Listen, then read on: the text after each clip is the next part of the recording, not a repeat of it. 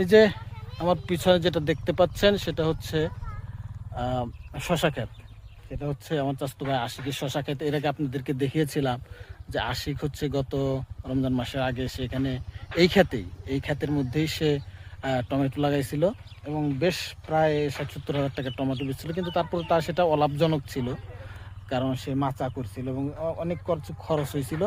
কিন্তু ওই রমজান মাসে টমেটোর দাম কম থাকায় তার এখানে এটা লাভ খুব একটা হয় নাই, এক প্রকার লসই ছিল। তো সে সেই মাচার মধ্যেই নতুন কইরা সে মানে ১ মাস ১০ দিন আগে সে এই ক্ষেতের মধ্যে মাচার মধ্যে সে হচ্ছে লাগিয়ে দিছিল শশা।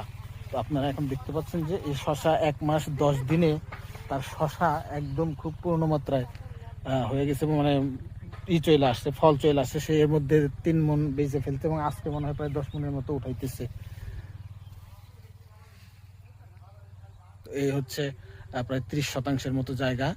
এই জায়গার মধ্যে আশিকের শশা ক্ষেত, খুবই চমৎকার শশা উৎপাদন হয়েছে এবং শশার দাম এখন মোটামুটি ভালো।